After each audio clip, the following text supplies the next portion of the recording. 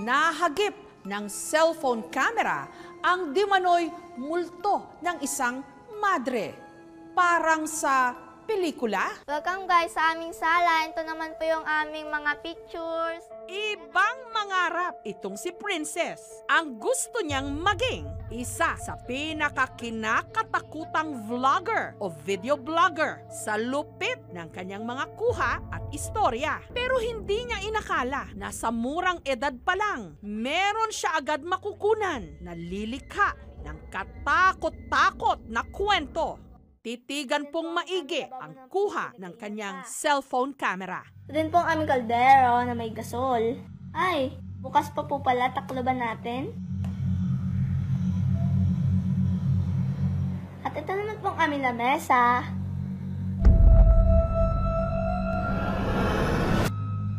Ang nakot on camera, parang babaeng nakaitim na paniniwala ng ilan, isa raw madre.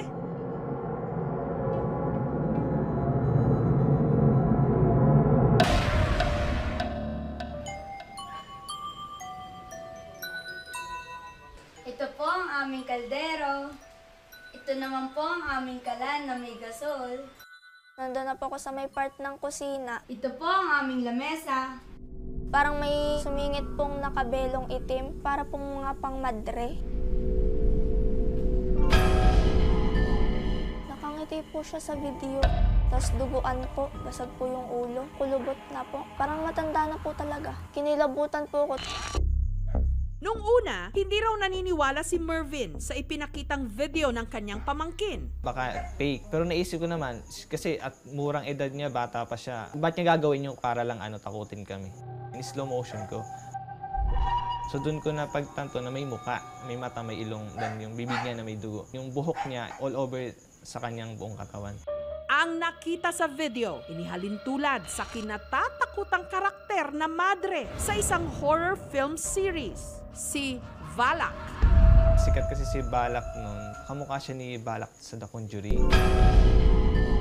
Kamukha siya nung sinom ko talaga. Bagamat noong 1 taon pa raw ang videong ito, mula noon, wala na raw tigil sa pagpaparamdam sa kanilang bahay ang di umano'y multo. Tuwing gabi daw po, palaging may kumakalabog sa taas. Tuwing pipikit, nawawala. Tapos tuwing mumulat po, parang may kumakalabog talaga.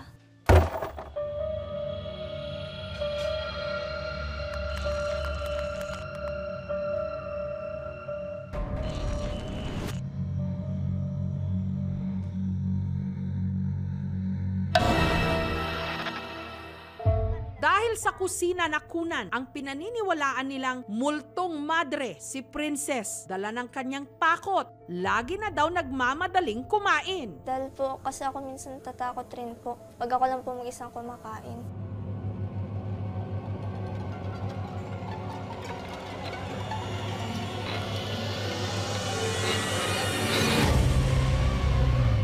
Kinikilabutan po ako, parang naaalala ko rin po yung na-video kong yun. Nung nalaman ito ng isa sa mga kapatid ni Mervin na si Thor, hindi na raw ito nagulat. Matagal na raw kasi niyang nakikita ang di manoy madring multo sa lumang bahay pa lang daw nila. May na-experience na rin naman namin sa dati naming bahay. Talagang marami rin na rin ako nakita doon at na-experience. Dating nakatira ang pamilya ni na Princess sa Ilaya, sa Calapan City, sa Oriental, Mindoro. Pero taong 2002, may nabili silang lupa na siyang kinatitirikan ngayon ng kanilang bahay. Feeling may dadaan sa likod ko, sa peripheral vision ko may nakikita akong something. Kinikilabutan talaga ako. Nung nabili ko kasi ito, lupa, halos kasing taas ng tao ang mga damo. May mga puno, sukal siya. Tanda ko merong isang punso. Tatabasin nyo lahat ng mga damo dito ha. Basta't ito, wag na wag nyong gagalawin. Tinatag siya nung karpintero na sabi ko, wag galawin. Pagkakatanda ko dun sa malapit sa CR namin.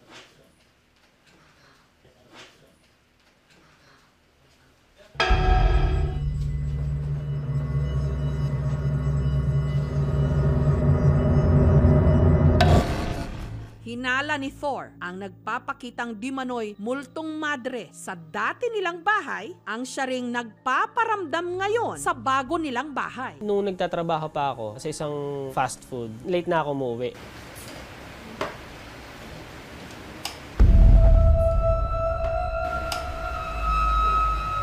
Nakikita ko sa peripheral vision ko, talaga may nakatayo. Ang shape kasi niya, para siyang madre.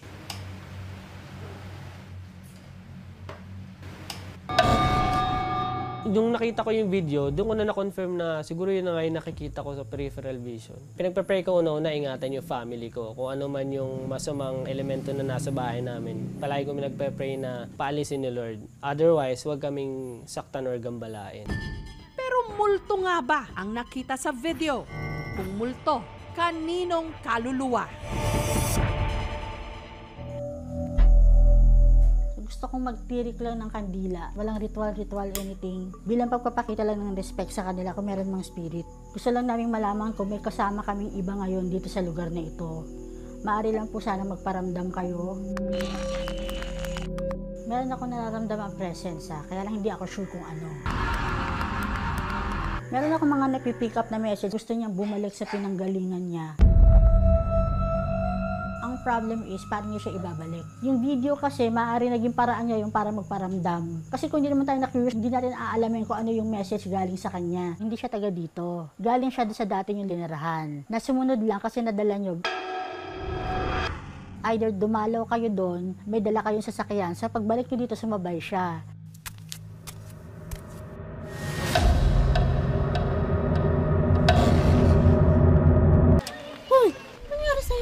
Yung ginawa niya pagpapakita sa video, ano lang yun, isa sa pamamaraan niya para magkaroon kayo ng curiosity kung anong kailangan niya sa inyo. Ayon sa paranormal expert, hindi raw multong madre ang nakita sa video, kundi isa lang, elemento.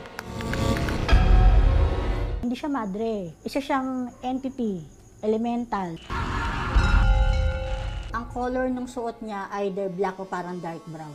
Nakita ko lang yung part ng noo niya. Hindi ko nakita yung face kasi nakatungo. Tapos ito yung part ng damit niya na parang mukhang kumot na nakataklob. Kung napapansin niyo, madalas akong tumitingin doon sa area na yon. Kasi doon siya nagpapakita. Meron mga pelikulang lumalabas na may horror character na madre. So madalas pag kami nakitang ganun, yun agad yung na-anticipate ng mga tao. Nagkaroon na tayo ng parang stereotyping na pagka may entity na nagpakita ng nakaitim, automatic ang interpretation natin bad, evil. Hindi naman, in sorrow siya, nalulungkot siya. Kung iisipin ko na pinwesto yun, malaki ang chance na nilagay nila yung bata doon. Tinry namin i-adjust yung video using the software. Upon zooming in, it's an alien skeleton face. And the detail was so good. If the phone is that bad, bakit pagpasok doon sa mukha, it was so good. So, ibig sabihin, yung pixels na nasa labas is hindi pareho doon sa pixels na nasa mukha. Sabi ko po sa kanila, hindi po yun gawa-gawa lang. Hindi siya nagsisinungaling. Actually, umiyak na siya nung nakita niya yon. Magdamag nga raw na hindi nakatulog.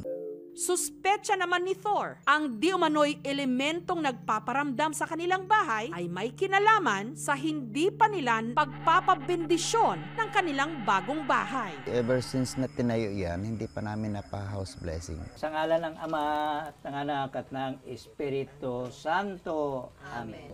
Kaya't kinabukasan din, pinabendisyonan na ang bahay ni Thor. I hope na hindi na po kami gagambalain kung sino man po yung kasama namin dito. At least nagkaroon na po ako at ang aking pamilya ng peace of mind. Napakayaman ng imahinasyon. Kahit ano, pwede nitong mabuo. Mula sa wala, pwedeng maging guni-guni o ilusyon. Pwede rin namang maging totoo. Depende na lang sa iyong paniniwala. Sumakay ka na rito.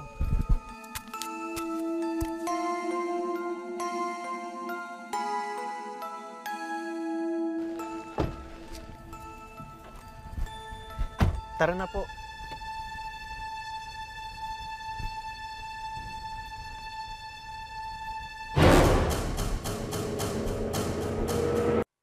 Thank you for watching, mga kapuso. Kung nagustuhan niyo po ang videong ito, subscribe na sa GMA Public Affairs YouTube channel And don't forget to hit the bell button for our latest updates.